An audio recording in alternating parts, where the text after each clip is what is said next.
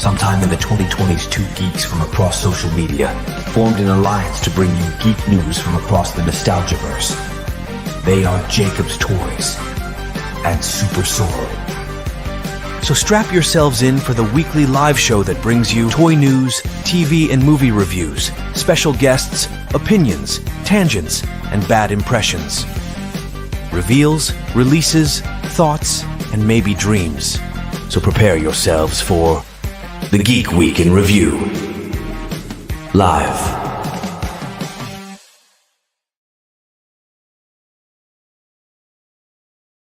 Hello, and welcome Hello. to Geek Week, episode 15, episode 156.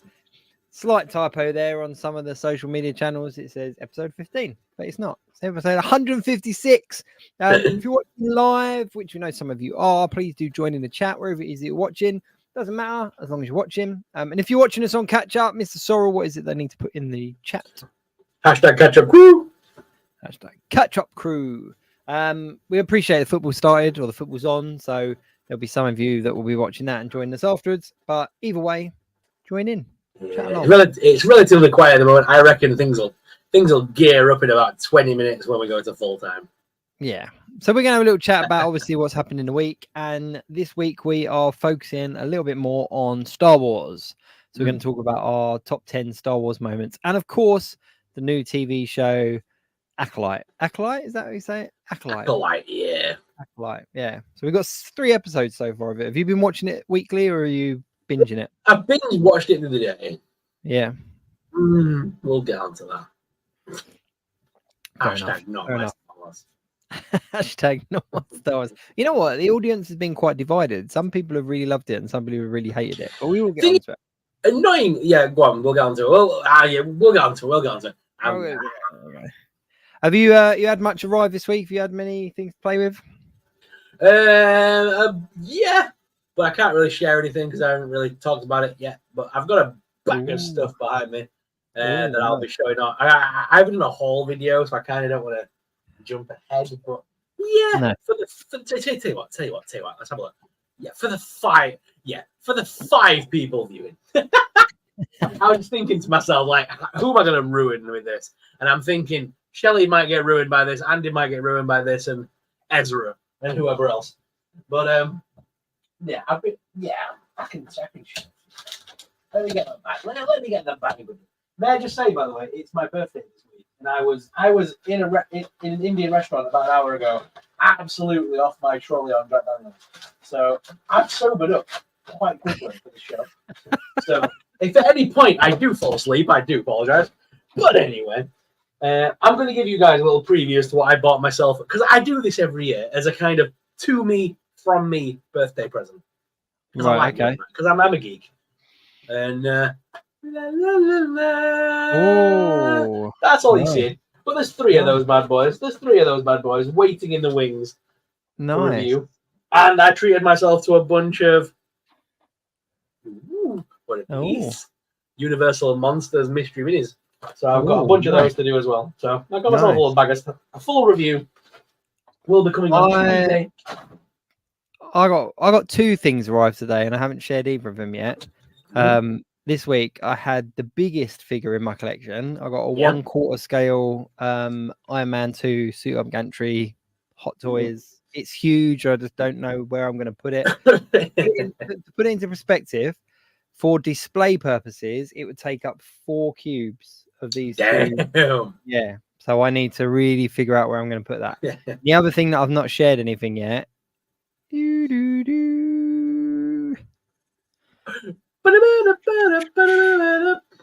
3/4 inch Ghostbusters line is now out and about. So the Ecto one is landing on people's laps. I've done a very quick video of that, which I'll be sharing a little bit later in the week. People say that pictures are like an image of something doesn't make noise. I beg to differ. So the moment you lifted that up my head, I was hearing wow, wow. You know what? I'll make one very quick comparison. You know Playmobil? Yeah. They did a very similar thing, didn't they? They did. Yeah. I've got the Ecto one Playmobil figure because it's like my son's got the firehouse and everything. See, I've not got mine anymore. Okay. No. but the size comparison isn't that different. Like the detail on this is much nicer, much nicer. It's much more detailed. It's more solid. The Playmobil one falls apart. But hold it there. I want to see a review. I want to see a side-by-side comparison on a video. Please tell me that is coming. The Playmobil one is in pieces. It's my son's. My kids play with it. It doesn't have any of the top stuff anymore. But no, the Playmobil one yeah, has all the lights and sounds. You've got a couple of buttons up here, and it does the iconic like all that stuff, and the lights all flash and everything. So I was like, oh, is there a modification to be made? So I'm watch your face. That isn't what Hasbro are working on. I'm hoping they've not released that, and then 6 months down the line, we're going to get one that goes wow, wow, and all that crap. Well, I know we talked about this a couple of weeks ago. I'm still hoping for the hive. Still hoping for the firehouse. I am as well. But looking at their like their tees, it was the Ghostbuster logo in a wheel with the fender, which says to me it's the Ecto 1. The fact that they've got the model of the 3 3/4 inch Ecto 1 and they've rushed it out, they've got it out, it's out there. The figures for this aren't coming until December, but the car has come out twice, I think, now, because they did a slimed version as well, didn't they? But they've got all the tooling for a car. So I'm just thinking, is the HasLab this, but bigger? Because the tooling's all there. The tooling is all there. Even to the extent where it's like the little I can't remember what it's called, but the little thing that the packs all go on, like all comes out and moves, and it's a really nice bit of kit, really nice bit of kit. But I'm just thinking it'd be very easy for them to just use this mold and give us a like the sounds pack version. Yeah. But that does pose a question, because I think this retails at about 60 quid for the 3 3/4 inch version. So if you double the size of that, surely this at 6 inch should only be around the 120, 150 pound mark. That's not really HasLab money. So, or they just re-release a 3 3/4 inch version at $85.99 or something daft with lights and sound. Oh, I think a light and sound pack will come at some point. I really do. But it's a really nice model. It's a really nice model. But yeah, who scored? Nobody scored. They're all stood around doing this. I just heard like a roar. I love myself, man. I dribbled myself all of them. But yeah, so for me, it was I got a really small scale thing, 3 3/4 inch Ghostbusters, and then I got a 1/4 scale Iron Man, and like the figure is like huge. The figure's massive. But on your Universal Monsters kick, happy birthday, happy Father's Day to obviously any fathers out there. My kids treated me to something really cool today, so we went out to like a retro arcade pinball place. It was basically they had something like 50 pinball, like arcade retro pinball machines, and you could play them, and it was all free play. So you go in, you pay your kind of money to get in there, and you play. Me and my eldest daughter absolutely smashed Cadillacs and Dinosaurs on the arcade. Nice. Remember that game? Yeah. We literally played it to completion. Like we completed the whole game. We were like, yeah, smashed it. But they had all these really nice pinball machines. So just really quickly, look, that's a Spider-Man one. That's nice. So that is very cool. But I did think of you because they had this one I managed to get a picture of, Creature of the Black Lagoon.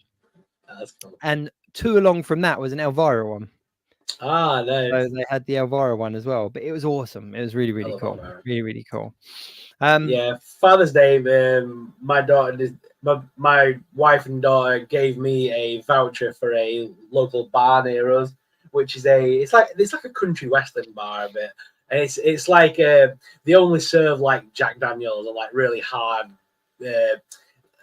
like rums and like certain percent alcohols, and it's like a country rebels bar kind of thing. Like they only play hard rock and stuff like that. Nice. And me and my dad went there, and then we met up with everyone else for a meal tonight about 6 o'clock. We went out like 2 hours earlier, and I can't lie, on that voucher I was absolutely battered. And I turned up at 6 o'clock to the Indian restaurant like not being able to see. And I was sat there going, I've got a podcast to do at 9:30. I need to eat food. See, I've been sat here for the past 2 hours like scranning. I haven't drunk for so long. I forgot what a hangover is even like. I forgot what it was even like to be blagged. Mate, I've managed to get a hangover within 2 hours because I was that panicking that I'm like, I've got a podcast to do. I've been scranning food and like trying to sober up for the past 2 hours. Doing like a full-on Rocky and just eating like drinking raw eggs. But listen, as it is Father's Day and as we are talking about Star Wars, I've got a little gift to bring to the show. So hashtag I am your Father's Day. Hashtag I am your Father's Day. As we're talking about Star Wars, surely there's one person that we need to bring into this mix. There really is. There's one person that we need to bring back just for this show. This is the weirdest segue to get Ryan back ever. We call him Here Ryan. he is. He's Ryan. Whoa! A massive beard. He's a massive beard. What happened? Like, where have you been in a cave since leaving the show? Yeah, do you know what? It's really annoying. I can only come out when I'm summoned by Jake and Ash, and because they haven't summoned me for so long, I've just been stuck growing this beard. But actually, the good thing about it is now that I've been summoned, thankfully I can shave. Oh, that's so much better. Who's that guy? You needed a ball on Island then with that beard. Wow. Look at I was honestly one step away from shouting Wilson, but what's up, mother flippers? Lots of love for Ryan in the comments. People going, Ryan, JB1, nice to see the homies back together. Here we are. Even though we're all quite clean shaven, like our beards aren't out of control, and you've just gone full baby face. Full baby face. Yeah, I haven't been clean shaven for about 3 years. So the I got the beard because my beard and find it so destabilizing. I was like, I went on Amazon and bought a fake beard, so I was like, just to acclimatize her a little bit. Like when you see children that have never seen their parents without without facial hair. Ryan, like you're really Ryan circa kind of 2003 there. Like that's impressive. Jake's probably one of the few people that recognize me looking like this. There aren't probably a handful of people I still sort of know very well that recognize me completely clean shaven. You know what, Ryan? Ryan? Been proven this week. The only way you could have topped that and really gone back to Ryan circa 2003 is if you'd put that wig on your head and left the bottom here. It's like, Have I done that? Right, started with it. There we go. There's Ryan circa 2000. You look like the reject from Blink 182. It's just the guy that didn't make. No, I'm the already fallen out boy. Did you see the click and said, Ryan, you look 10 years younger. Look at that, 10 years younger. Did you see anything on TikTok this week about Blink 182 with all the millennials calling them Blink 182 and all of us like coming out the woodwork going, no, it's Blink 182. Stop calling them that. All the millennials calling them Blink 182. Like, no, that's not right. That's what I just called them, wasn't it? It's Blink 182. They've always been Blink 182. I think so. Oh, I'm gonna have to rewatch now. Did I just mix it up? Been hanging out. Did say that then? For shame. Shame. Yeah, definitely. But no, Ryan, it's good to have you here. We're talking Star Wars this week, so we thought, why not? We'll get Ryan on. Oh, you know, I'm not really a Star Wars fan, so I'm probably gonna jump off if that's all right. You know what? Before we get into the real Star Wars stuff, because we haven't spoken to you on air for a while, what are you making at the HasLab? Oh, the Cantina. Yeah, mate, I'm really tempted. I love it. I think it's brilliant. Yeah. What about the deluxe package where you can like double it up? Now, you see, the thing is about that, right? I know a lot of people are kind of like so about that, but I think that's actually fairly sensible. Rather than forcing you to buy the whole thing, it's like because I know some people that will literally want to have it face out, like on that shelf, like just that half. But I know people like me that would probably go like, actually, I could use those walls in another way, and a bit similar to how they've done that video recently where they're showing different display options.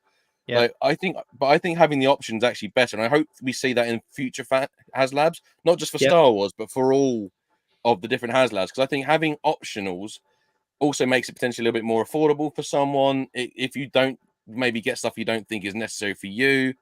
I think those potential options really open up accessibility to it. But yeah, because I mean, some people will get the basic package and go, "Why the hell do I need to close it in?" But you know, like I said, it just gives the options. But I actually think as a HasLab, I think it's brilliant. I reckon they delayed it a little while just to get some of the thinking behind maybe the accessories and what figures they were including. I think that was the reason for the delay. But also, I'm a big fan of. I would rather someone not rush something out if they think we need another week or two to get it ready. Yeah. So, I must but admit, I I just did. I think, was a yeah, big fan of that video they did recently, the stream they did where they showed you like the shelf display options. mm, I thought that was very clever, very, very clever marketing. Because we when need I more first stuff saw like it, that.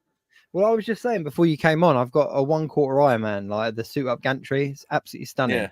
But it's huge and it takes up like the space of 4 cubes in these things. And obviously, I can't Jesus, put wow. it there because there's glass in between. So I need to find somewhere to display it. But it's massive. And the first thing I thought with that cantina is I was like, it's going to be huge. I remember seeing the Ghost at MCM and just thinking that thing is huge. And the same for the cantina. But seeing it that you can actually kind of decompart it, if that's the right word, and Modularize kind it. of modularize it. There we go, and put it on the shelves in particular ways. And like, so you've got the outside, the inside, the entrance. I thought that was very clever, very, very clever. I thought, yeah, I'm kind of. It's not for me, but I'm a fan of it. I'm a supporter of it without a doubt. I agree, and I think we're also running out of big vehicles that would be mass appeal. I can only think of maybe 2 at a very strong push, 3 maybe vehicles that would be big enough that would be a wide enough appeal, and that is very much like Sandcrawler, a AT-AT to scale maybe, you know, but that would be like phenomenally huge because of the legs, you know. But I think a playset is actually a very sensible thing. I can see this being a tester for maybe potentially like a Death Star scenario set up in the future as well, with like different bits. And I've got a feeling you guys have probably already said all this, because if I know you two, you've probably had the exact same thoughts I have, because I know we all think very similar on these things. So I think this is the playset thing is quite a bit of future. And also what I really like is to hear, so we have a chat, the 3 of us, still called the Geek Week, so I'm never really far away from the scene, talking about the Ghostbusters. And the first thing I thought about when they did the 4 O-rings and the obviously makes with the Ecto 1, which I know Jake's got already, was about what the HasLab the Ghostbusters would be. And I was like, I reckon that'd be the Firehouse. And I went on the chat with these 2, and straight away both of them were, yeah, we both thought it was the Firehouse. Yeah. Well, we were Fully saying just investing. before you came on that because of the marketing that's behind their HasLab, I think it's just they've got the mold for this. I think it's just going to be a scaled up version of this now, which I think is really disappointing. It would have been really good to have a cantina. But talking about like modulars and stuff, because I've got this nice 3D printed Stay Puff, and now I've got 3 3/4. Look at this! Look! It's to scale. It's to scale. Where'd you get that? Got a good friend of mine, GLP 3D. I want it. We kind of came up with a design together. So I said I wanted a Stay Puft Marshmallow Man that I could display on the shelf. Hence why he's got a flat back and a flat bottom, so I can put him flat up against the shelf. Maybe I do put love like it. I do love that, but you do need the one with the face where he's like the more angry faced one where they're shooting him. Yeah, no, see, I went for classic Stay Puft. Yeah, but then put a bit without of my glasses and my beard now, I'm not far away from that. Nice, Ryan. But yeah, but I thought so. I did this for my Plasma series figures, so I didn't want to do it too big. And I just thought I could have him displayed, have the kind of rooftop, have the Plasma series figures on top. But now I've got the 3 3/4 inch line. Is actually much more to scale when you look at them side by side. So this with I'm going the to want 3 one of those. 3/4 inch, he is going to look absolutely phenomenal. So if we do get a Firehouse HasLab and one ends up in my collection somehow, I got the Stay Puft already. Here's another thing though. Some food for thought about if it's not the HasLab, and now that we've got the Plasma series, do you know what? It's going to be really good, which you can now pick up for quite a reasonable price. The Playmobil Firehouse. Playmobil actually scales really well with 3 3/4 inch. So I use a lot of Playmobil stuff when I'm creating play sets for my Star Wars stuff.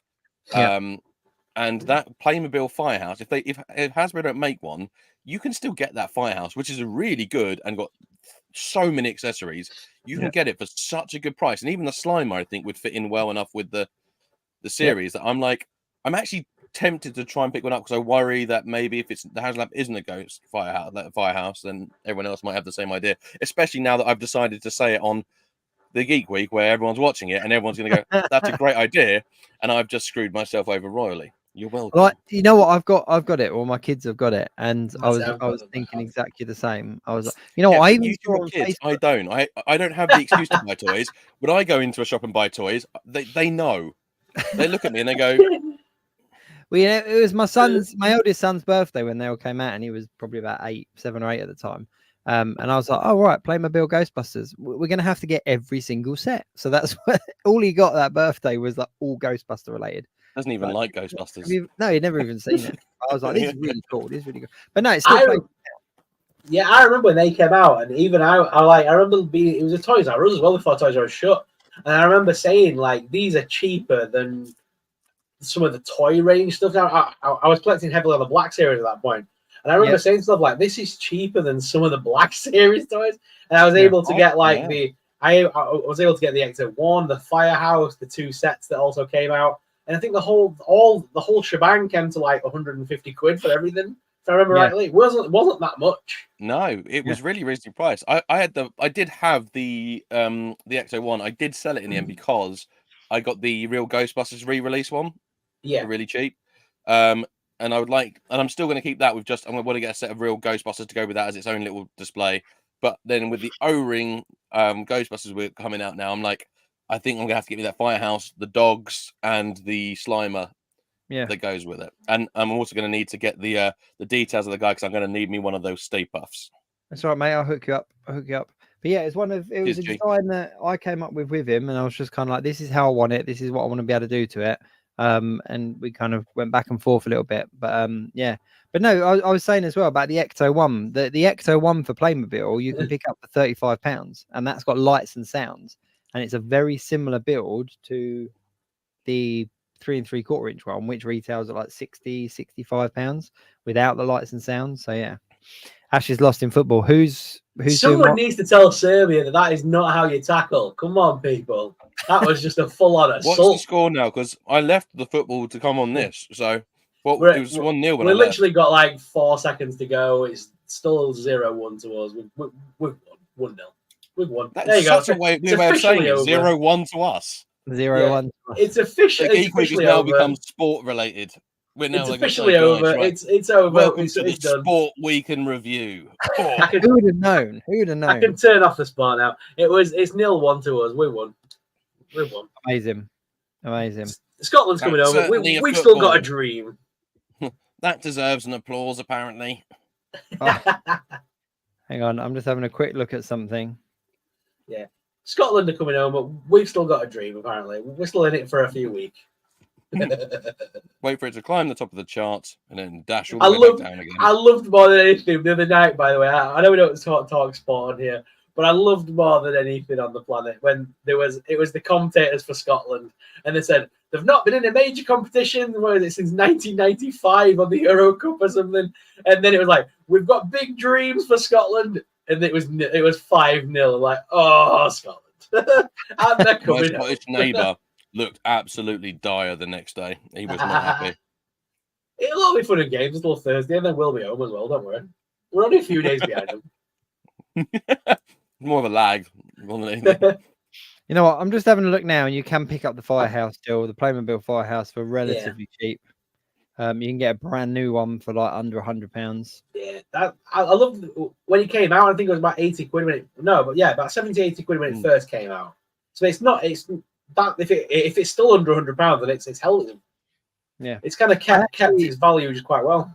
I actually saw on one of the like Facebook groups there was a Smith somewhere, and they were selling them for like £18. Ooh, like, 18. I think it was an error, but yeah, they were selling them for like £17.99. So people obviously picked up a load. There are lots of people in the chat chatting away. Joby1, let's go Super Sports Bar, Super Sports Ball. There we go. We could. That's the Geek Week this week. I'd love to monitor the chat now and just see how many people pile in the next like 10 minutes because obviously the football's just ended. Yeah, numbers are creeping up. I can see it here. There you go. Let's talk Star Wars. Because we've got, we're into the show already. I wanted to ask Ryan though, just quickly, what are your plans with all 120 cups for your bar? So I have designed a alien that has 118 arms. The only problem is its scale, because it turns out it is 6 feet tall, but it can hold all 100. Do you know what? Joking aside, though, right? And everyone's joking about the cups. However, would you not be more pissed off if you actually didn't have enough cups? Yeah. I would rather have a pot full of cups to the side. And actually, to prove this point, Hasbro aren't the first people to do cups. My good friend Graham at the Next 17 did cup accessories with his vintage figures, and I have bought loads of them, and all my vintage figures have these little cups. Wait. So your 118 cups or whatever is actually going to be 252 cups. Yeah, Because I'm like, Hasbro said they're going like 100 and whatever cups. I'm like, please, I'm the king of cups. I love more than anything that obviously I got the Navarro Cantina years ago, or like the other year, and that had like 2 cups or whatever stupid in it, like 2 or 3 of these little cylinder cups. And I'm like, we needed more than that. And then Hasbro like, hold my cup, hold my cup, literally. Here's 120 cups. Like that's just insane. Yeah. But yeah, so let's big talk. fan. Let's talk Acolyte, and Yeah. then let's talk into our top 10 because we're talking Acolyte and top 10. 3 episodes of Acolyte so far. Internet, as always, with all of this kind of new media, is very divided. There's lots of people complaining. But you know what? I'm quite enjoying it. I'm not gonna lie. I quite enjoy it. And the reason being, for me, Star Wars growing up was all about fancy light swords. Do you know what I mean? It was like, oh, that's the franchise with the light swords. Like, you know what I mean? That's really cool. And in modern Star Wars spin-offs and expansions, there's been less about the Jedi, because obviously the Jedi kind of follow that Skywalker saga story. So to actually take it loads of years before and give us a different version of the Jedi, different Jedis that aren't tied to anyone, was quite refreshing. And yeah, I'm quite enjoying it. For what it is, I'm quite enjoying it. Give him a chance. Yoda's coming. Oh Young Yoda without the walking stick is like a few episodes away. I'm telling you. There will be a cameo from someone somehow. But do you not for me? Do you not think that they sold this series on the trailers a little bit using Carrie-Anne Moss a little bit heavily to then kill her off within the first 5 seconds of the program? But it's going to be flashback based. Yeah, that seems like the standard of television these days. Like, we'll put this person in it and then we'll murder them within 10 seconds. But it's classic Screen marketing, isn't it? It's like you get your biggest name and then you create a shock factor with that big name right at the beginning. Darth Ray and Rise of Skywalker trailer. Everyone thought that was going to be a big thing, and it was not a dream. I don't want to say a dream, a vision. A vision, yeah. But it's classic kind of marketing. She was the big name. She was the big pull. But I think I can never say his name correctly, but the geezer from Squid Games, the one who like learned how to speak English in like 4 months because of this role. Like, I think his character, he's sold his character, isn't it? I think he's brilliant. Yeah. I actually love him. I think he's so, and you can see that there's a bit of conflict there. But what I really like about it is that the Sith like aren't a thing. You know what I mean? They're not. There isn't the Jedi's versus the Sith, but you can see those cracks kind of come in, and you can see how it's going to go. And I wonder how many of the kind of main team that you kind of have been introduced are going to be tempted by the dark side and potentially go over. Like, you know, I think it's a really cool sort of series. I think the other thing that I'm really enjoying about it is actually that because there's always talk about it. And the thing is that people are getting really sort of irate about stuff. It's interesting because my favorite one that I've seen so far is about fire in space. That's one that they're really going on. But I'm like, okay, but you're fine with all the Star Wars noises in space in all the films that have ever happened, because there's no noise in space either. But we're going to go, you're fine. Cool. Just checking. All right, cool. The other big thing with that is like, with the story, like I get why people don't enjoy it, but I get why people don't enjoy lots of different things in lots of different Star Wars films. I get why some people don't like the prequels. I get why some people don't even like Star Wars at all. I do understand it. I think the thing is that I don't understand is why people are so unpleasant about it. That is always my biggest thing. I don't mind people not liking something, but it's people being so unnecessarily unpleasant about it. Like, I am enjoying the Acolyte. I genuinely am. A couple of writing bits, you kind of go like, oh, but then I think about that with some of the dialogue in like Empire and A New Hope and Return of the Jedi as well. You know, what is really cool to see though is that we are in an era which we're not familiar with unless you read the books of the High Republic. So if you're not familiar with that part of it, which is whole new territory for me, it's interesting to see that I hate to use this phrasing because it's almost directly from the films, but what Palpatine was saying about the Jedi in Revenge of the Sith is sort of true from a certain point of view. It kind of is. Like, the Jedi aren't perfect, and actually there's some shady stuff going on in the Jedi side of things, and I'm like, I find that really interesting, that this supposed beacon of pureness in the galaxy, because it's like things in real life, when things are supposed to be so good, there's always actually some underlying dark currents to it. There's always something not quite right in the whole picture. And I'm really enjoying that aspect of it. Yep, I completely agree. To kind of keep it in theme with like the football kind of theme, this is very much like, if you think of Star Wars is football, like, people that like football don't like every single team and every single player. But that doesn't not make them a fan of football. Does that make sense? And so I see this very much like this. Just because it's Star Wars, you don't have to like every single aspect of what they do, or every single storyline, or every single spin-off to be a fan or to not be a fan. Like, it, that's kind of how I see it. So yeah, I'm enjoying it, and there's been a lot of controversy about episode 3 with like the same-sex couple that use the Force to impregnate themselves and stuff. Like, it's a stretch. Let's be honest, it's a stretch from what we've heard. But you know what?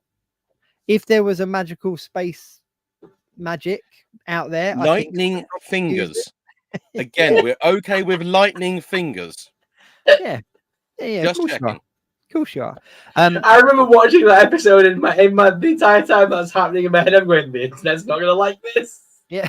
I'm gonna say, Daphne Keane though is killing it in this series, because I didn't even recognize her in this. That's how good of a character she's playing. Daphne Keane is in this as Jack-I. Well, yeah, but she's playing Saul's apprentice, Jack-I Lon, and she's so good in it. She is very good. It took me a minute. You're like looking at someone and going, I recognize the face, but I don't know where from. And I'm like, oh my god, it's X-23. Yeah. Oh, she's incredible. She's so good.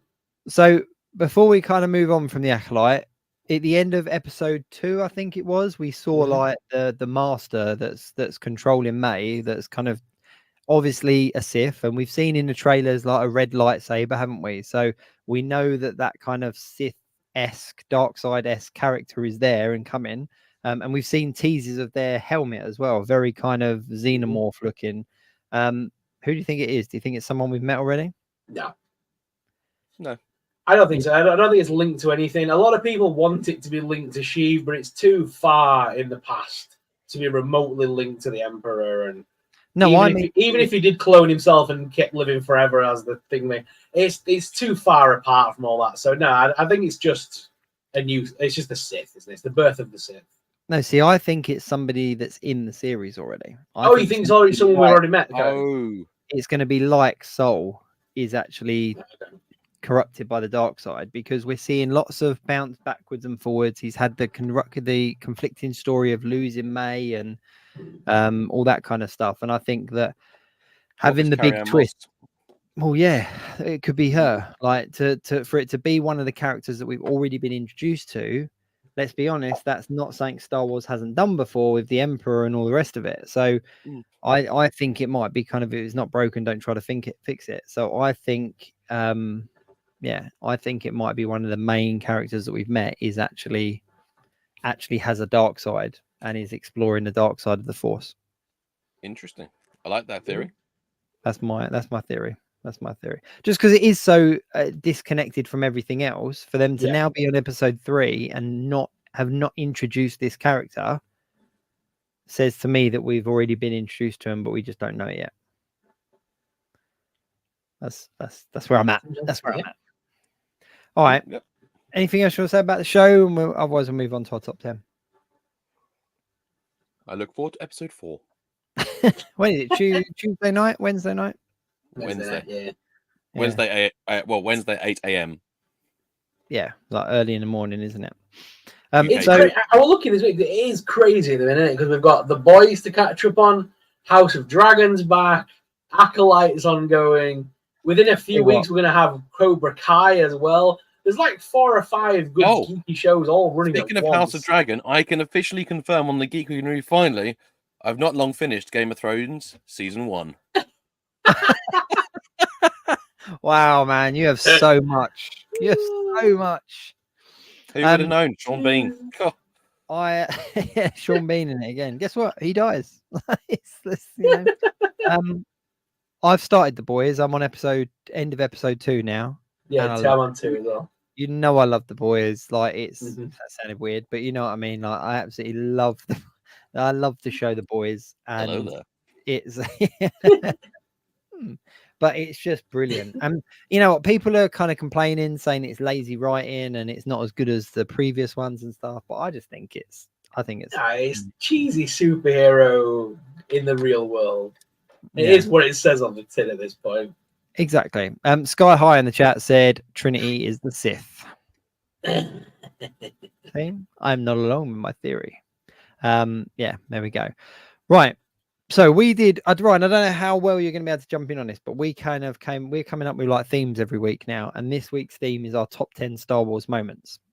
So we are going to go through our top 10, 10 through to 1, our top 10 Star Wars moments across all of the franchises. So it's like all of the different anything at any point. So it could be Acolyte, it could be Rebels, it could be Clone Wars, it could be a game, it could be films, it could be anything. Okay. I've got I can do a top 10, but mine won't be in any order. Mine will be plucked out my brain. There'll just be 10 things I love, but I actually do know what my number 1 is. So all right, cool. I will do 9 randoms, and my number 1 I'll do at the end. You go. I actually got a couple as well that didn't make it into my top 10. Like I kind of composed my list, and then as I was adding things, these got pushed out. So I don't know whether I can do these now or I'll do these at the end, just in case you mention them. Do you want to do some honourable mentions between before we do the final top moment? Yeah, should we do like as top 9, and then before we go on to his number 1 moment each, we'll do some honourable mentions. Yeah, good stuff. Just before we start, just going to give a couple of shout outs to people watching. So we've got Ezra Gantos, Todd World, Sean the Sheep, Luna Spring in the chat. We've got Andy Roberts, we've got Shelley, it started with a click. We've got Gwyn Cheese asking randomly, do you guys have Godzilla figures? I don't personally. John Hood's in the chat saying happy birthday, Ash. Will we see Evil Ash this week? If you know, you know. Joby One's obviously in the chat as well. We've got Bethany Beth's here as well. We've got Sky High, we've got Bioshock Gamer, as well as other people as well. We will get to you as we carry on. I love the name Sky High, because Sky High was that really crap Disney. It was great. Shush your noise. It was a great film. No. Every time they introduced the villain, he had that weird little sidekick goblin that he kept choking out and going, aga. No, Zoom was shit. I'll give you that. That was with Tim Allen. That was a terrible one. I will defend Sky High. Sky High, I like the concept of. I'm not gonna lie. You just liked the guy that War and Peace. That's all you liked, right? Shut up. Whatever. If you Sky High in their defense said I had my name before that. Fair enough. We'll give you that. They're just really high all the time. Right. If you have got one of your top 10 Star Wars moments and we're talking about them, throw them in the chat and we'll do our best to throw them up on screen as well. Who wants to go first? I'll go first. Number 10, Caden's sacrifice. Oh, that moment it's not 10.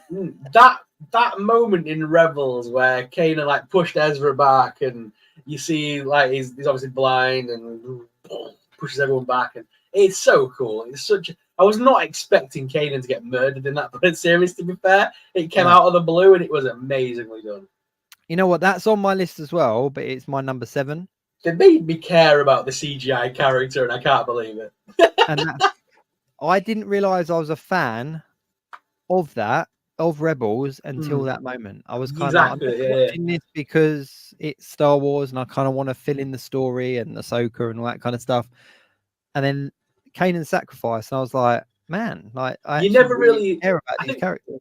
Yeah, like with Rebels, you never really felt that sense of like the characters could die because it's a cartoon. You always have that moment of it's a kids' TV program. They're always going to escape and live happily ever after. And then when they had that moment with Kane, and it was like, crap, this is like people can die in this. Yeah. No, I'm with you on that one. With you on that one. Ryan. I will pick.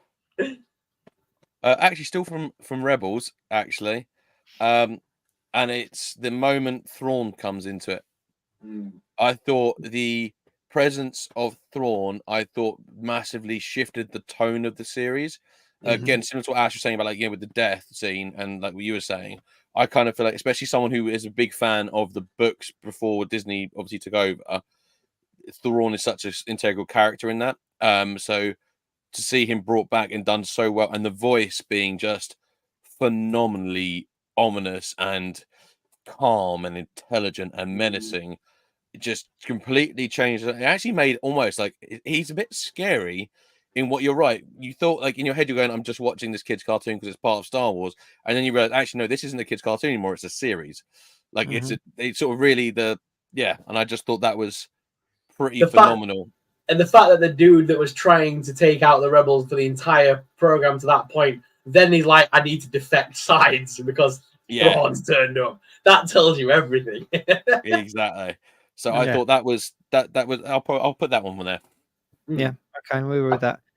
My 10 moment was in Clone Wars. So again, animation. But it was Ahsoka versus Maul. I just thought that was such a good fight. That was a great fight.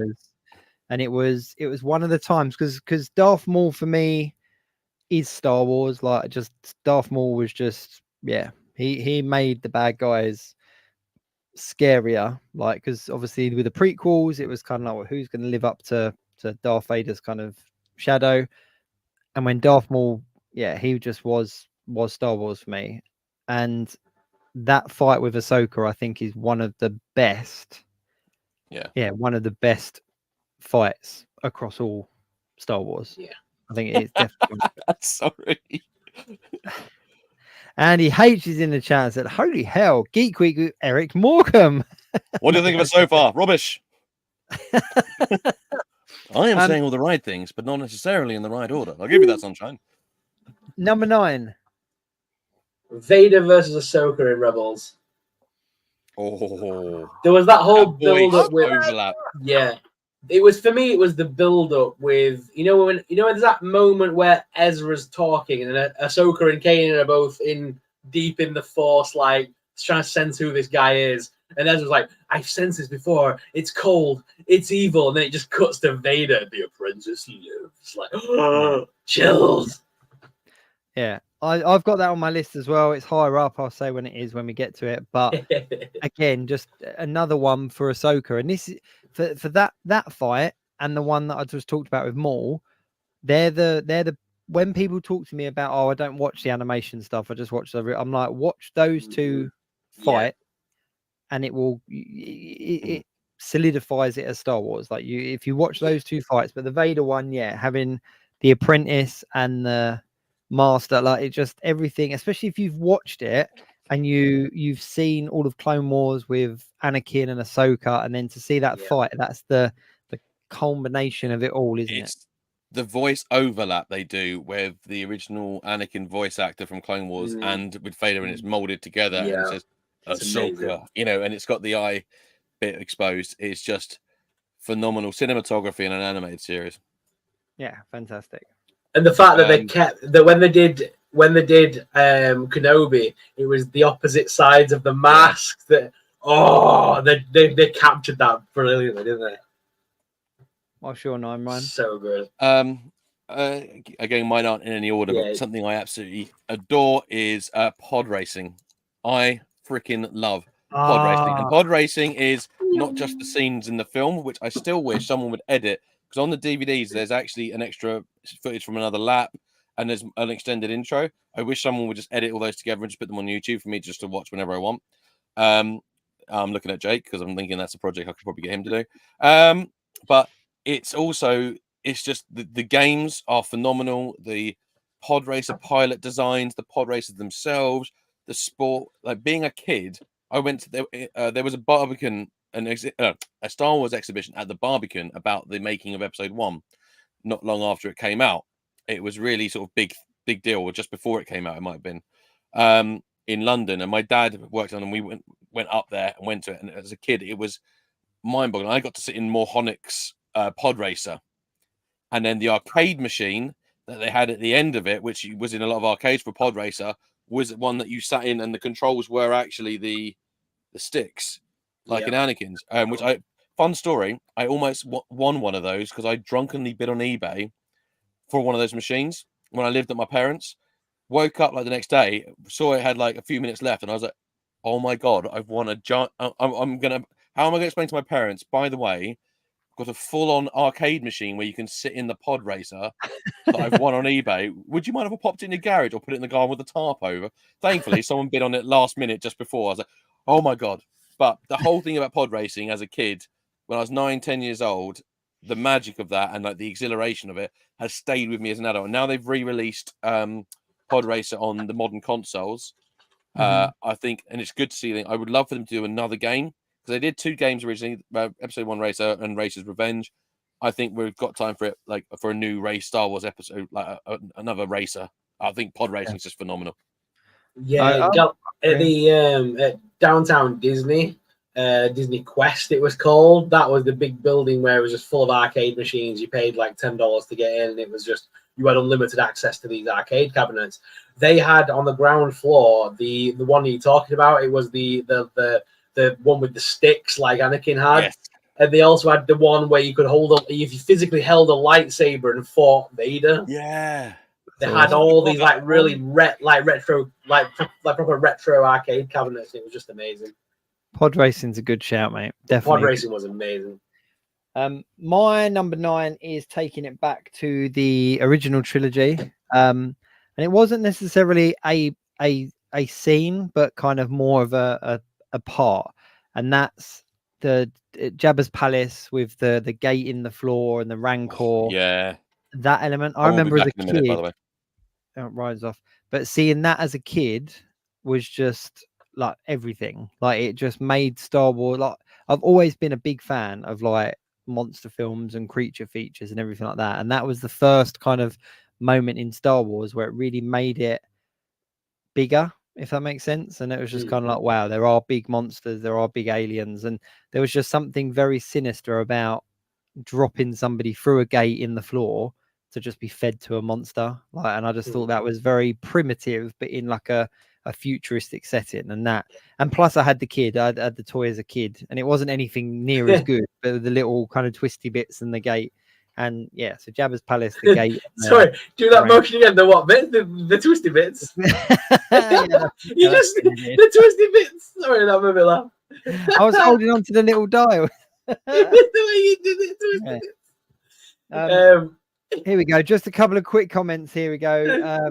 Joby1 has said, speaking of the more Ahsoka fight, they actually brought Ray Park in and did mocap for that, which is a good bit. And also as well, I don't know if somebody's going to have this, but the bit where Vader finds Ahsoka's saber and the clone helmets in the snow, that almost made it onto my list. I was kind of like, oh, do I put it in? But it is such a epic conclusion to the whole kind of saga. Well, that's before Clone. That is before Rebels. That's it. Yeah, but see, it always annoyed me as a kid that it went up and not down. Yeah, Ryan's still muted. He doesn't realise, but he's still muted. What is happening to Leia there? There we go. You're Ryan's on mute, mate. Mute. It got very dark then, didn't it? Sorry. Yeah. You're just there going like Leia swinging around. But yeah, look who murdered Leia. But yeah, I had that toy, and as a kid to have that toy with the little twisty bits, I'm not going to do the motion again. So I was there going like this. The little twisty. Jabba's got a cup, by the way. I've given him one of those cups. Yeah. There you go. Just give everyone a cup. So yeah, there we go. That's my number 9. What's your number 8, Sorrell? Number 8, Anakin falling in love with Padme. Everyone hates those moments in the prequels. It makes me smile every time. The stupid scenes with Anakin and Padme, where like just just the silly. It's the cheesy and romantic bit. Yeah. Okay. Well, Fair enough. I'm not too brave to tease a senator. All that kind of cheesy. Yeah. Yeah, I Plus, like also the music they wrote for it, Across the Stars, the piece is called. John Williams is a Mhm. really beautiful composition. Beautiful piece. Yeah, Yeah. it's great. What about you, Ryan? What's your number 8? Number 8. The final space battle in Return of the Jedi. Yeah. Because I remember the first time seeing that on the big screen in '97 when and it's is a particular shot where it's coming out, or it's from the cockpit of the Falcon, and all the TIE fighters are going to the screen, like they're coming towards the screen. And they even said in the sort of the special edition feature on the VHS that they did afterwards that basically they just went nuts with how many TIE fighters they put on the screen, because suddenly there was just like 50 TIE fighters flying, like, and TIE interceptors flying at the screen. And it just looked, I remember just the whole battle looked amazing. And then there's the A-Wing that gets clipped and it goes through the bridge of the Star Destroyer. Then they have that whole sequence where they're flying through the Death Star. Yeah. I just think it, and let's be honest, you also got Neen Num, which is like one of the best characters ever. Yeah, with his giant fish face next to Lando. And also the Lando Calrissian saying, "Hello, buddy, don't let me down." Like, oh, It's a very cool scene. Very, very cool it's scene. the GOAT. My number 8 is in the prequels again, and it's the Yoda versus Dooku fight scene. Reason being, obviously, Dooku, Christopher Lee is like such gravitas anyway as the character, and I really liked the Dooku character. But for me, it was seeing Yoda do backflips, because obviously up until then we had only ever seen him walk around with a little stick, or obviously He still has a stick in that scene. He walks in the scene I know. He walks in with it. Like, that's what I mean. It was a real kind of, I can only liken it to like a She's All That kind of scene. It was like, through all of the films and up to that moment, we had seen like the ugly girl, and then all of a sudden, Oh, that she is. But yeah, it was just seeing Yoda being able to do what the other Jedis did, and it just made him. I don't know. It just kind of elevated him for a kid. It kind of elevated him to like actually he is very cool. So yeah, so that was there. And yeah, and just but both characters, like an elderly man and obviously like an elderly Yoda, like just absolutely nail it. And obviously we see Anakin get sabred, don't we? So it made for a good scene. Sabred. I like that. Sabred.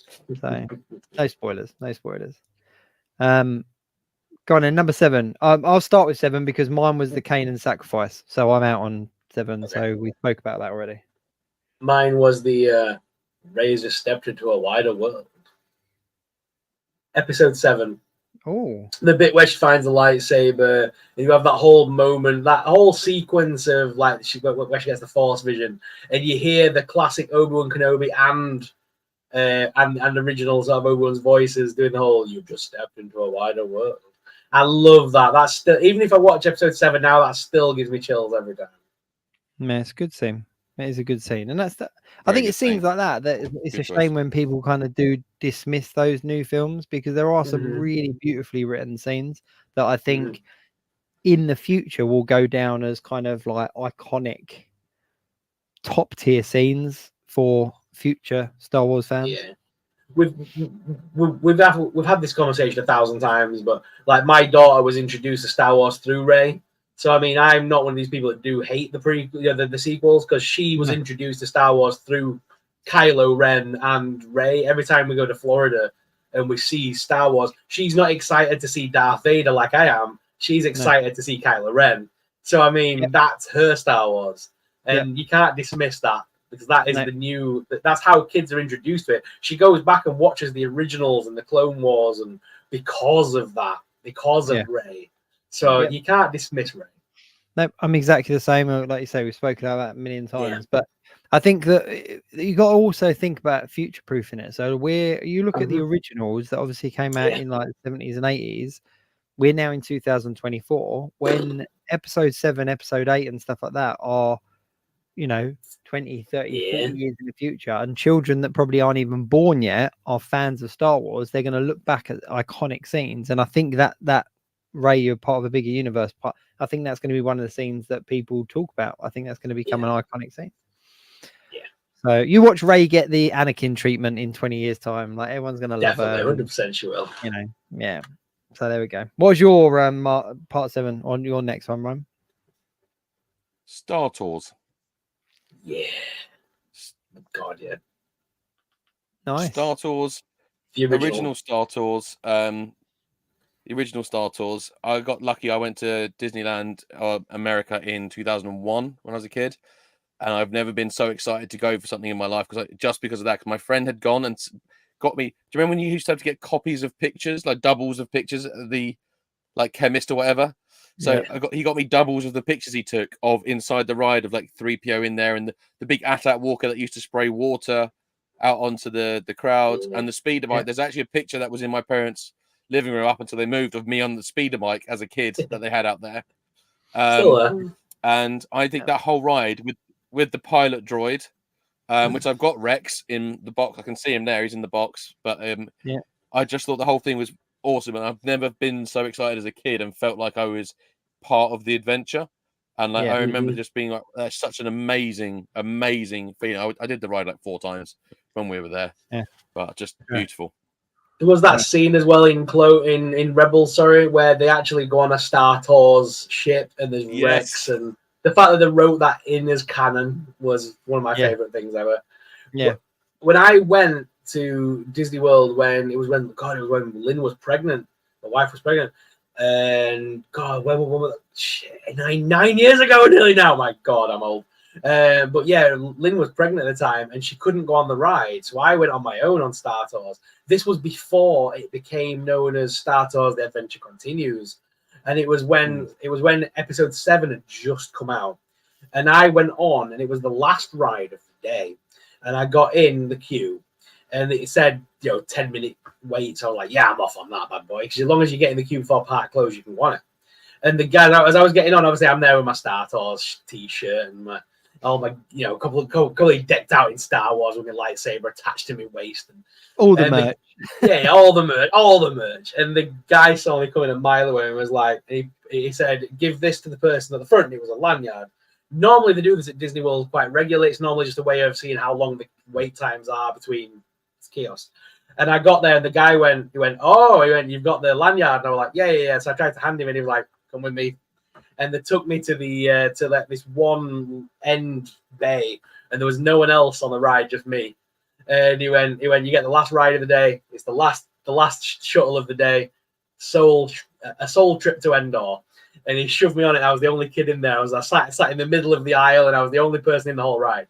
And as the ride got going, they then included the new scene with Rey, rather than like normally it's Yoda that comes on the screen and sort of does the whole "you have got a rebel spy on board." Instead of that, it was Rey saying, "You've got someone who's vital to the future of the Jedi," and all this kind of stuff. And it was the Rey scene. It was one of the first times it was shown, basically. And I got to see that in Disney World, like before it went live. It was like a soft opening. That's really cool. My God, that was amazing. It was the last trip of the day. It was the last trip to Endor, they called it. That is cool. That's really awesome. Yeah. I love Disney for stuff like that. That's a really good shout for number 7. I like that, Ryan. Well done, mate. Number 6. Darth Vader versus Kenobi in the Kenobi TV series. That's my number 6. That moment where they cut his mask and you see, Hayden Christensen underneath for the first time in years, and the fact they use his voice and James Earl Jones and they mesh it together. They are very good at that with Vader, like we mentioned before, when they do when they mesh all the voices together to make it sound like all the different culmination of characters. I love that. You didn't kill Anakin Skywalker.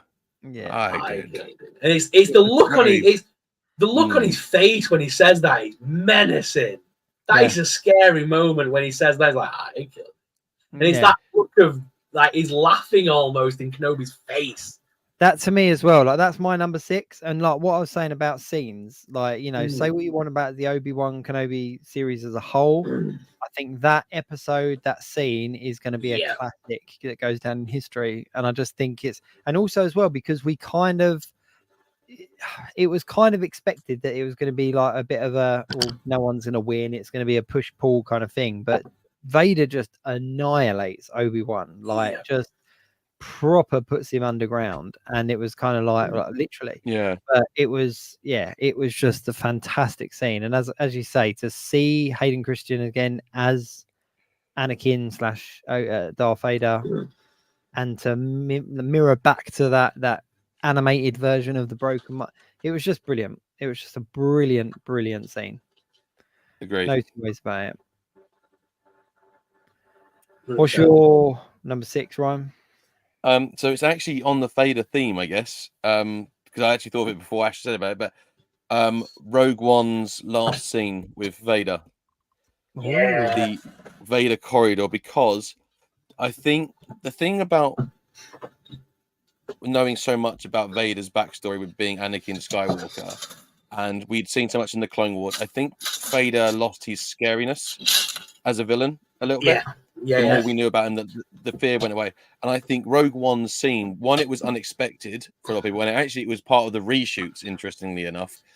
So that's why reshoots aren't always a bad thing, and people need to get that out of their head when they hear a film's being reshot. Doesn't mean it's a bad thing. It means that they thought of something better, maybe, or want to change something.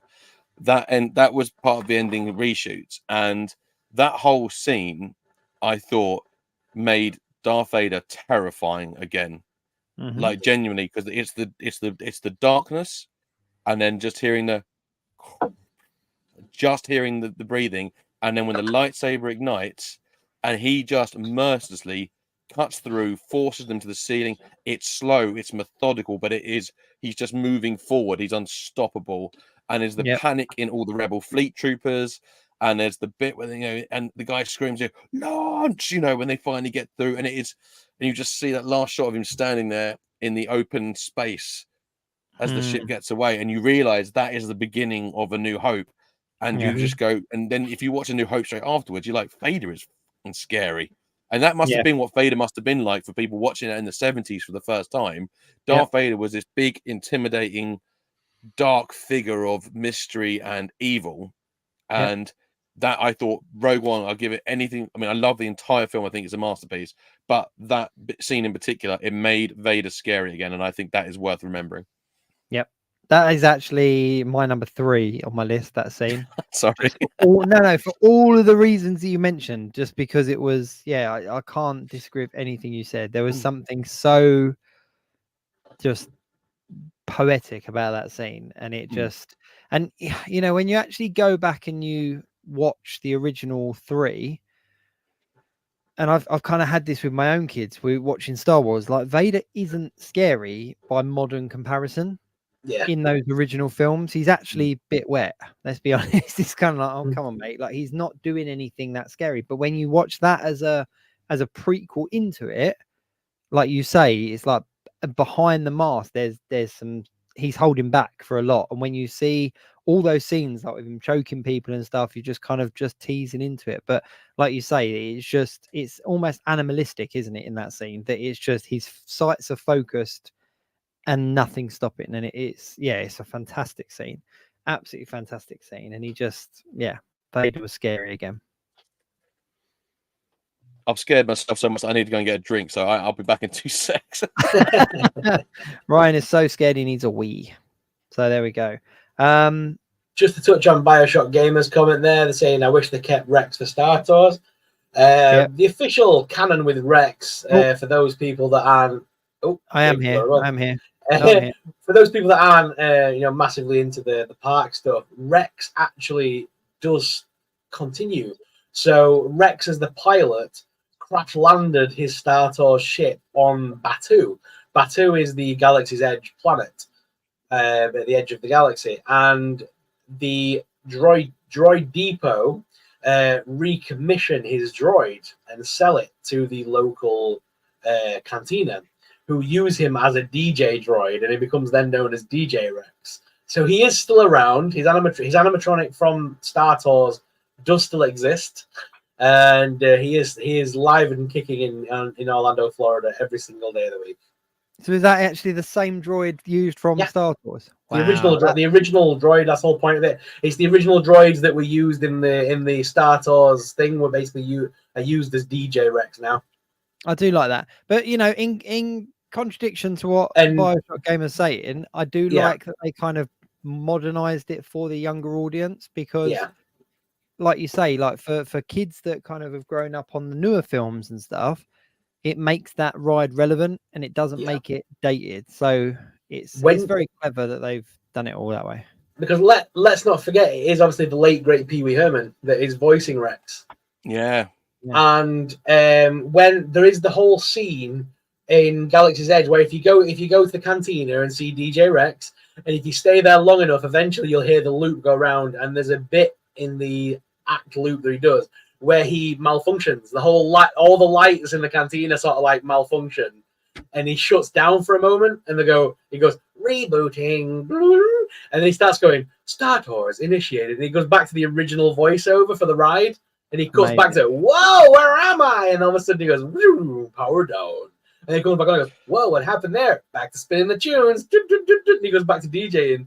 But there's this whole moment where he turns back into Rex for a split second. Oh, I love that. Good. That's really so good. That is really cool. My number 5 was Ahsoka versus Vader in Rebels. We've already touched on that. So yeah, my 5 we have touched on, but just say it's the final showdown between Maul and Obi-Wan in Rebels. Yeah, it's an iconic moment for people that are into Star Wars. It's that bit where Obi-Wan switches his stance. Not many people pick up on this. So he goes from the traditional Obi-Wan stance over the head to he does the Qui-Gon Jinn stance, which throws Maul off his game completely. That's why he defeats him so easily. Maul wasn't expecting to fight Qui-Gon Jinn, basically. Doesn't he go through 3 stances in that? There we go. He does 3 stances, but yeah, the final stance that he does where he puts the saber to side like that, that's Qui-Gon Jinn. Yeah. Mitch. Yeah. Nice. He splits through the different styles of lightsaber combat, basically. And I think just to touch on the Rebels and Clone Wars Maul story as well, like Maul was such a great villain that obviously didn't last very long in the movies. Yeah. But to be able to have such a fleshed out, deep branching storyline for such a cool villain, like absolutely. You know what I really like about Maul as well is that they made his little piercing canon in his ear because Ray Park didn't take it out. So I just love that. So that whenever you see him, he's got like this little piercing, and it's like all because he forgot to take his earring out. There we go. What's your next one, Ryan? What would you put in at 5? What a bit of 5. I'll tell you what. It's episode 2, Attack of the Clones, the arena battle. Oh yeah, good shout. Well, with all the monsters and animals and stuff. When you suddenly see, like the whole thing from the start to finish, when it's the 3 of them versus the 3 beasts.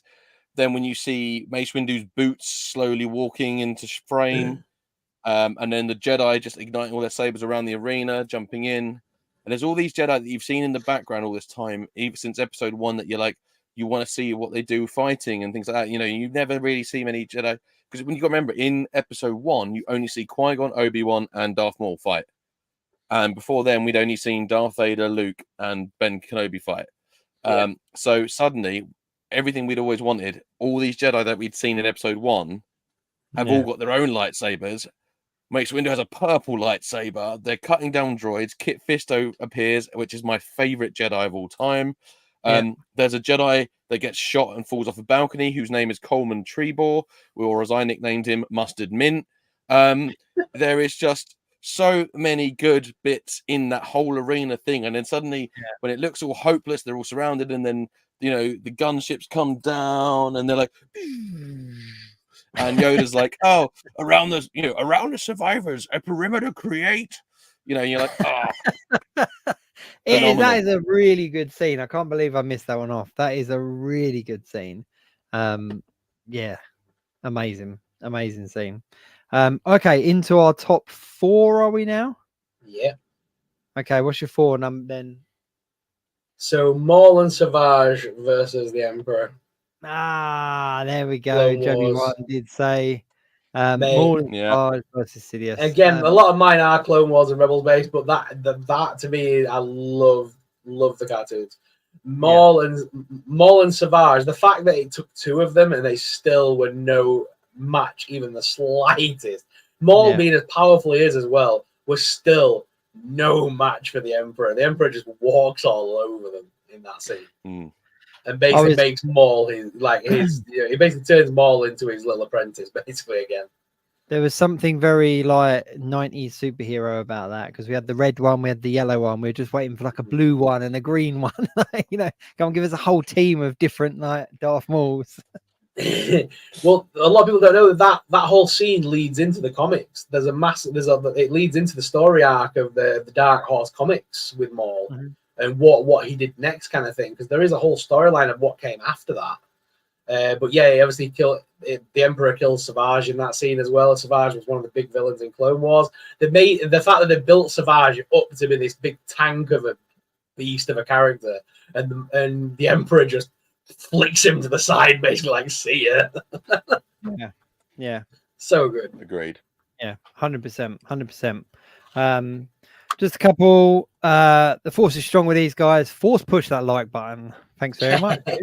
JB1 said epic, because obviously he's mentioned that Savage and Maul versus Sidious earlier on. My number 4 is an obvious classic. I feel like a bit of a cop out for saying this one, but it is Return of the Sith, Anakin versus Obi-Wan. That whole lava fight. Battle of the Heroes. Battle of the Heroes, yeah, it's just such a good scene, and it's that bit where Anakin obviously proper goes dark and the eyes change and you see him get burnt like a marshmallow on a bonfire. Do you know what I mean? It's like that whole section is the most you gotta admit, that is the most quotable thing in all of the prequels. You have done that yourself. Yeah, it's those moments are the most like quoted lines of the entire prequel trilogy. I just think as well, stepping back from watching it as a movie, I just think for Hayden Christensen, like that scene alone is just so well acted. Like he is just, and when you think about him in the previous films and how kind of clean and friendly and you know he is, and then you look at him in that, he's just a complete opposite end of the spectrum. And I think that was done so well, because when you first watch the prequel films, you're kind of like, how is this guy going to turn into Darth Vader? How does this guy become the biggest, baddest villain that we've ever had on screen, sort of thing? And then you see that scene and you're like, oh, okay. See, that was the thing. And what I know, this is what, again, a lot of people say you should introduce people to it by, doing the whole episodes 4, 5, 6, then 1, 2, and 3. I didn't. My daughter wouldn't sit through 4, 5, and 6 because it's too old. No. She wouldn't sit for more than 2 minutes at a time because she got bored. But like, she knew who Darth Vader was because of the CT series. She didn't know Darth Vader was Anakin. She didn't know. And then, so she watched Rebels with me. And then as she got older, I went back and showed her 1, 2, and 3. And I'll never forget that moment of watching that scene from the third film and seeing my daughter on the edge of the seat, like, he's Darth Vader. I'm like, yes. Like, and just seeing her face, like the realization on her face, like, he's Darth Vader. Like, yes, he is. I did it the same way with my son, like my eldest son, because I didn't get the opportunity to watch it in story, like in chronological order, because it was released in a different order. So I never had the chance to see it as a story from beginning to end, sort of thing. So with my son, for the same reason, the older films were just too out of date. We put episode 5 on and we got 10 minutes into it and it just looked too old. It was an old film. We watched the Anakin, the prequels. By the time we got to the end of the third film, he was eager to watch the fourth one and just watch the next 3 with like the original trilogy without even taking a blink. It was kind of like, no, I need to see where this story goes. But yeah, I'm with you on that. But I just love that scene so much. One of my favorite scenes in movies across the board. Nice. What about yourself, Ryan? What's your third? My number 4, actually. I didn't do my number 4 yet. Yeah, number 4. Oh no, so this is 4. So yeah, 4. Yeah. So my number 4 is the Bantam era of books. So the 90s and early 2000s. Not to disparage any of the books that come out recently, because I think there's been some really great new books, but I'm talking about what is now known as the Legends continuity of books. It was when there was no more Star Wars at one point, like before Episode 1 came out, it was all based around these books. That was what happened after Return of the Jedi. There were some bits in between, but before, there wasn't much set before A New Hope, deliberately because they knew George was doing the prequels, but everything afterwards and set like the Old Republic happened because they were like, you can either do a book that's set after Return of the Jedi, but it has to fall into all these criteria, or you can just do one that's like God knows how long in the past, and that's when the game designers decided to do that and start that. But the books in the Bantam era, so you got like things like the Shadows of the Empire media thing, which I'm a massive fan of. You had like the Truce of Bakura, the Thrawn trilogy, which that comes from Heir to the Empire. There is just so many good Star Wars books from that era that made it so expansive. And it was, people mind that we got a Solo spin-off film. It's like, yeah, but if you look at the books, you've got like hundreds of spin-off books, and like no one's moaned about the books. They're fantastic. They're great stories. There's something for everyone. They're themed differently. The cover artwork on all of them is just brilliant. And there's a really good young adult series, which is all based around Jason and Jaina Solo and their time at the Jedi Temple. I thought it was just such a wonderful, huge expanded universe. It was all linked. The Rogue Squadron series of books was just like the X-Wing books were, and still are, some of my favorite Star Wars books of all time, all centered around Wedge Antilles and Rogue Squadron. So yeah, my number 3 is the Bantam era of books. Number 4 is the Bantam era of books. Cool. I think there were only a matter of time until they turned some of those books into this like CGI cartoons. Because obviously we had like the Timothy Zahn saga for Thrawn, but then obviously they brought him back to make the canon versions of Thrawn's backstory after they introduced him in Rebels, where there's even a bit in the book where they go to Batuu with Anakin. So I mean, yes, those 3 books I reckon will become a CGI cartoon at some point in the near future. 100%. Yeah. So my number 3, we're into top 3 now. My number 3 was the Rogue One Vader scenes. We can skip past my 3. What's your 3? My number 3 is a Galaxy's Edge thing. It was building a lightsaber in Galaxy's Edge, because that was the moment where no matter how old you are, there's no way, if you're a Star Wars fan, that you can enter that moment and not feel like you've just entered into Star Wars. Like there's a bit where you're in Galaxy's Edge and you still feel like you're in a theme park. But then when you go into the lightsaber building part, and this guy sort of like suddenly, like, you pay your money and you join a queue, and then this guy sort of goes, "Come on, we got to go," and he pushes people into this building, and it just becomes a story. And you forget that you're in a theme park. And this guy's like, "I'm sorry for that entrance, guys, but these are troubled times. The Empire are watching." And he builds up this whole story of, and then they do the whole, it's a kyber crystal, and the music that is set to the whole thing is just beautiful. And he holds up a kyber crystal, the whole room goes blue with the color of the crystal, and he goes, you can be blue, red, green, purple. What color will you be? Close your eyes, reach out with the Force, and pull your kyber crystal, and this big thing just appears in front of you, and you basically choose a kyber crystal. And they encourage you to close your eyes and like feel for the Force, and they encourage you to play. And that is what I love about it. I've promised my eldest that when we go back, that we're both going to do that, because I'm doing it hands down. And I was like, you know what? I promise you can do it, because you can't be a Star Wars fan and miss it. Like, there was a bit where one of the pieces wouldn't twist into position, and this guy was like, he could have just easily broke character and gone, "Sorry, mate, we'll get you a new one." And he didn't. He was like, "We travel the galaxy and we come across these parts that are rusted. Let me take that." And he takes it apart and pulls this piece off that doesn't fit. And he's like, "Let me go see if I can find another one in the archive." He could have just set him off in the back to get you another one. He didn't. He made it all part of the story. He comes back like Padawan, I found you a new piece, and offers me this makeshift piece. And you could easily go, no, I don't want that one. I want the other one, pal. But no, it's like the fact that he's given me this piece. Like, no, I'm using that now. He is my master, and I'm a part of my Star Wars journey. Yeah, it feels as stupid as it I am is. It Star feels that way. And they do film. they do that whole scene, and they genuinely build you up. And like I built that yellow and silver looking one, which was very much Old Republic. And the guy looked at me and went, "What color kyber crystal have you chosen, my friend?" I was like, "Well, I chose the yellow one." He went, "Ah," he goes, and he's like, "You're a Jedi Temple guard. I can see that in you." And like they light the lights, and you light the lightsaber the first time, and it goes yellow, and everything about that experience just felt like you stepped into the film. You've sold it to me. I'm definitely doing it. Mate, right? I love it. If you watch some of the videos on YouTube, there's no way you can watch that and not feel it. You know what I mean? It's amazing. Yeah. What's your number 3, Ryan?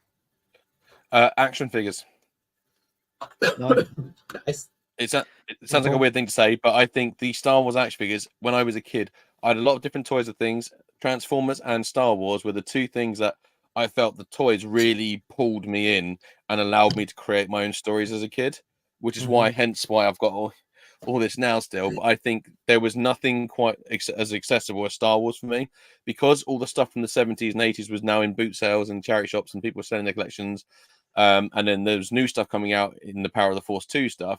It was so accessible, and I very quickly had, for very little money, a very big collection of toys that I could make my own stories with. And they were, because they did so many, like Kenner did back in the day, I could just make so many stories. I could take them everywhere, in every ship, in every combination, fighting everyone else, and I could have multiple stormtroopers rather than just like one stormtrooper to fight like the entire rebel main crew and all that, And I just think the whole action figure thing has still, and I know people give Hasbro a bad rap nowadays, but I disagree, and I still think it's wonderful that we've still got those figures and those stories continuous and those displays that we can still do. So the action figure side of thing for me is one of my most treasured bits about Star Wars.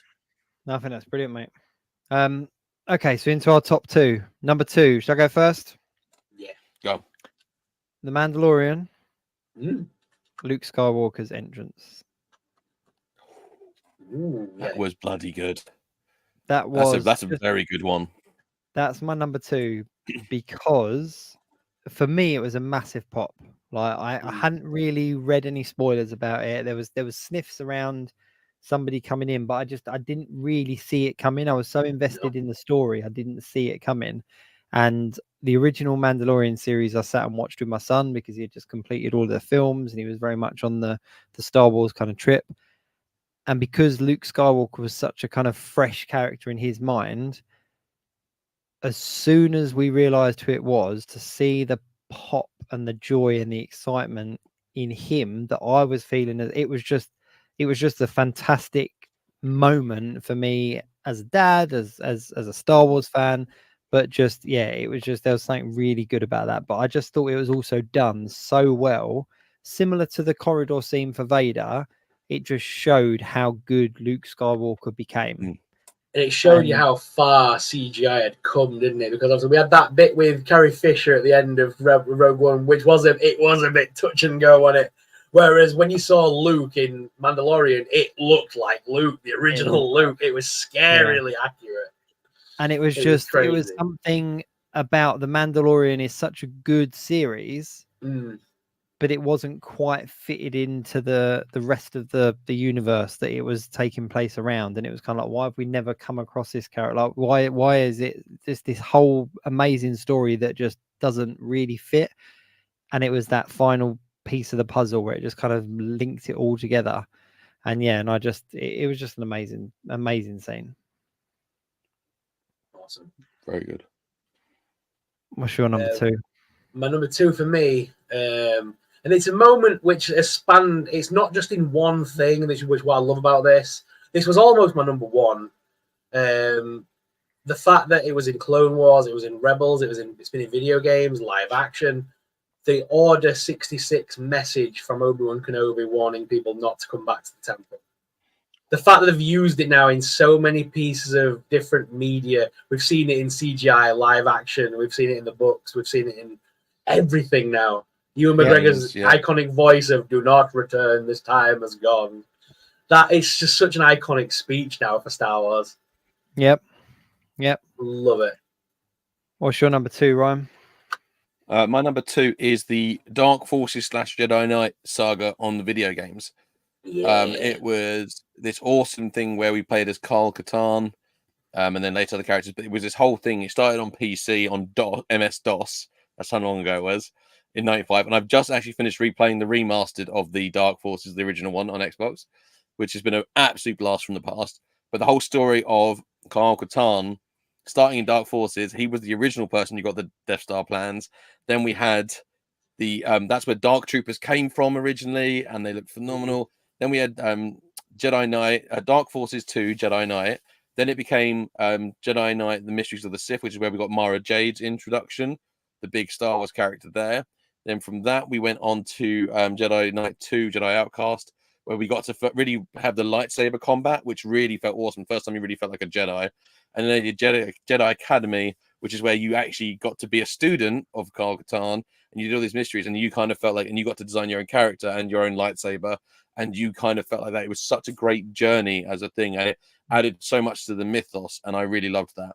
So that's my number 2. Awesome.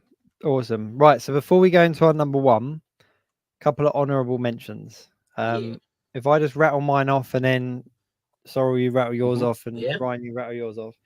So I won't focus on them too much. But my honourable mentions are Order 66 being carried out in Clone Wars. There was just something very cool about seeing that side of it.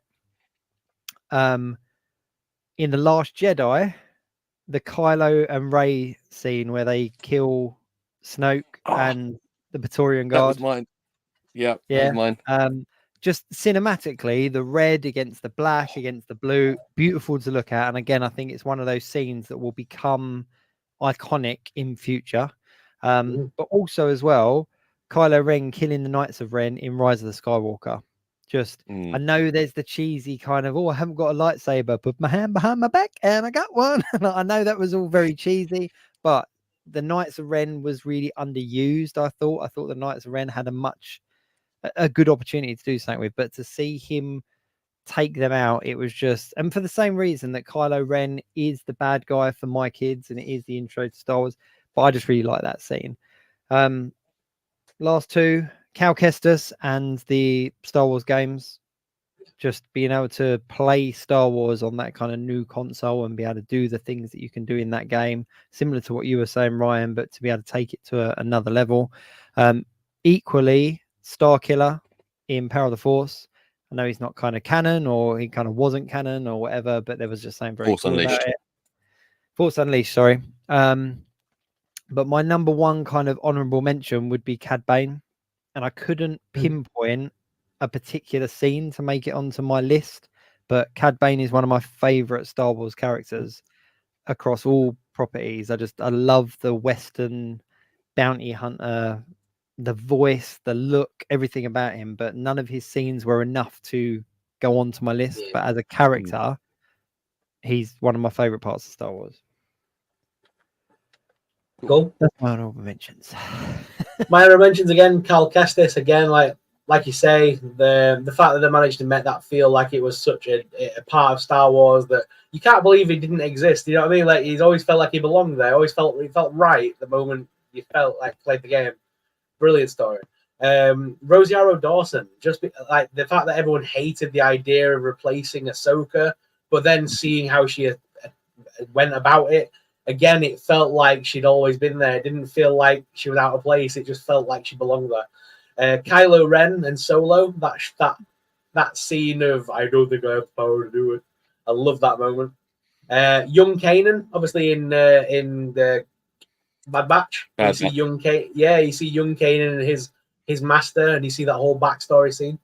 And then one of my favorite scenes in Star Wars, but it didn't make the list, but the planet missing from the archives. You know, beautiful the mind of a child is. I love that little moment of the fact that it took one of the little younglings to go, maybe someone deleted it from the archives. I love that. Such a cool little scene. Yeah. No Right. mind. Honorable mentions for yourself? Honorable mentions: Order 66. Just all of Order 66 in every format that it's in. I think it's just like heartbreaking but brilliant. It was the Praetorian Guard fight. I think was phenomenal. And oh god, there was another one that was on the tip of my tongue, but it's gone out of my head. Oh yeah, really little random one. E.T. being in episode 1. Yeah. Just I don't know why that has stuck with me forever. I just when I noticed that in the cinema as a kid, and I was like, oh. It's just the beautiful thing about that is it made sense as to why E.T. recognized Yoda in the Halloween costume in E.T. And it was just kind of retcon the whole thing. So yeah. But then cool. Snaggletooth was an action figure. What the hell? Yeah. I'll just say that's my honorable mentions because unfortunately for Matt Damon, we're running out of time. I think we might all have the same number one because nobody's mentioned it. I don't think we do because I think mine is going to be a bit surprising. I'm about to say, I don't think you're going to say the same thing I've got. Okay, I'm surprised that neither of you have mentioned my number one then. So my number one Ash, Star Wars number moment. one? Are you going? Shall I go? Okay, yeah, go for it. No, go for it. Go. Duel of the Fates. That fight scene between Obi-Wan, Qui-Gon, and Maul. Just when I think of Star Wars, did we not mention it earlier? No. Oh, right. That's why it wasn't in my honorable mentions. I thought we'd already covered it. Yeah. No, that to me is my number one. Just because when I think of Star Wars, that's the silhouette I see. The three of those, that fight scene, and because it was the new films, lightsaber duels, lightsaber fights in the original trilogy aren't that great. Let's be honest. They're not that well choreographed. They're a little bit clumsy. And then you saw this beautifully choreographed, the dual lightsaber, that scene where he's it was like, oh, he's got one that comes out both ends. Just the more everything about that, from the music, the choreography, the double-ended lightsaber, the choreography. Yeah, just Duel of the Fates to me is the best Star Wars scene for me. Ryan, what about you? Oh, I'm going. Okay, right. I can demonstrate mine very clearly. So, as a kid, this is the thing that made me love Star Wars instantly, right? Is when we go into a little bar and suddenly that whole cantina scene is my number one. Because when I was a kid and I'd seen, obviously, A New Hope for the first time, you have the droids in the corridor, it's all clean and white and new. And then we get down to Tatooine and there's all the droids, and this is really cool. And the Jawas are kind of unusual. And then we go into Mos Eisley Cantina, and then suddenly there was just like all these different aliens and things, and it's all lived in. It's dirty. There's a guy that's like a wolf with glowing red eyes. There's a guy with a triangle head. One of them's like a slug with teeth. The other one's got like a little mouse thing. One of them's a giant bear. Then you got like Chewbacca's there, and like he's coming in, and he's like a giant bear as well. Then there's like old men, and then there's a guy with a walrus for a face, and then the guy who's really cool, they think that's a kind of cool cowboy kind of character, shoots a fish guy in the face and sets him on fire. Like you tell me that as a kid that isn't just freaking mind-blowing. It ramped up so much as a kid. I remember genuinely being like, when you just can't almost process how much you're like enjoying something, and there's just so much to look at that you want to instantly rewind it and look at everything in the detail in the background. And that is why the cantina is my number one Star Wars moment, which is appropriate for the HasLab. Yeah. So mine, as you guys know, like I'm massively into Star Wars as a kid and stuff, but I kind of not grew out of it, but I kind of like forgot about Star Wars, if you will, as I got older. And then I had Paige and Rebels came out. And for me, my favorite Star Wars moment of all time, because it was the moment that drew me back in as a massive Star Wars fan, was where Ezra gets his Kyber crystal, and that whole conversation with like the whole thing with Yoda in the Jedi Temple, and like Yoda speaking to him, and like it's Yoda for like it's so cool because it's still Frank Oz's voice, and that moment of like Ezra saying he needs a lightsaber because he needs to protect people. Like, oh, punish people you will. Like, no, protect them I will. Like that whole scene of like that whole moment where he's like Yoda's basically feeling him out and seeing if he's worthy of the light of the crystal, and the little green kyber crystal falls into his hand. And I love that scene so much. Yeah, that to me was like when I got back into Star Wars. We've kind of discussed it before, but like as a dad, like Kanan, I felt a lot towards the character of Kanan and Ezra. Like you've been trusted with like raising the next younglings, and that's kind of how it felt as a Star Wars dad, if you will. Someone who, what I mean? Like I love that whole concept. That's awesome. You know what this has really highlighted for me is how amazing Star Wars is as a franchise, because we've had essentially 30 moments between the three of us. Only a couple of them have overlapped. None of them have been in the same order, and each one of us has got a completely different top moment from a different, completely different franchise or set of things. Like Ryan's from the original trilogy, mine from the prequels, yours from the Rebels, the animation. But yet what makes Star Wars to us is completely different to the next person, and I think that is something that I think a lot of people online and a lot of fans and a lot of groups and comments and all this kind of stuff are forgetting as we get this new media out.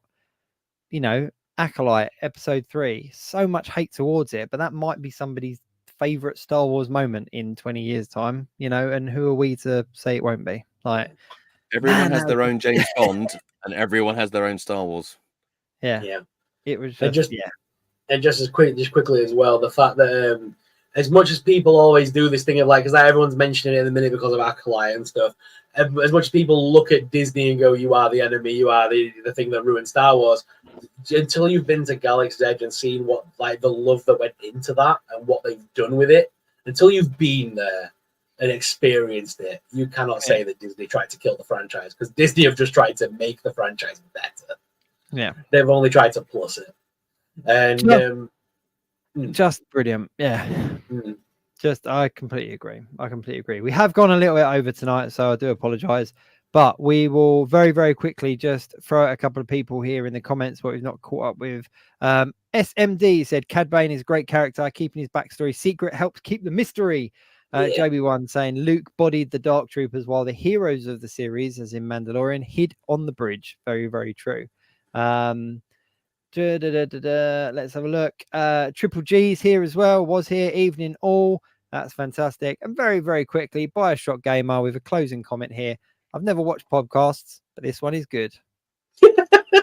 Appreciate that, Bioshock Gamer. We do. Ryan, it's been awesome having you back on this week. It's been really nice to be back, guys. Thank you.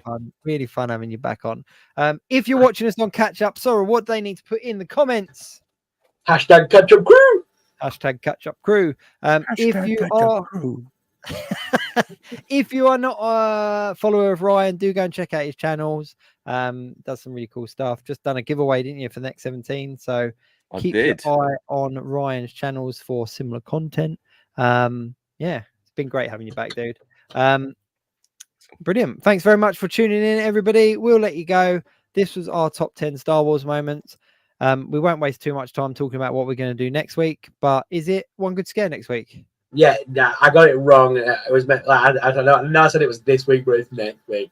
We'll be talking horror with One Good Scare with Triple G and the guys over there. I'm looking forward to it. It should be fun. We'll be talking all things Summerween and spooky Halloween summery fun.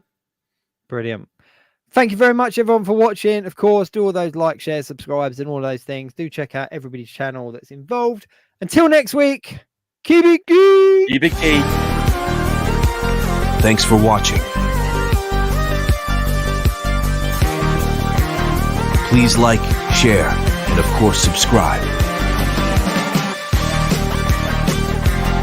Tune in next week for another live show. Until then, keep it geek. www.geekweekinreview.co.uk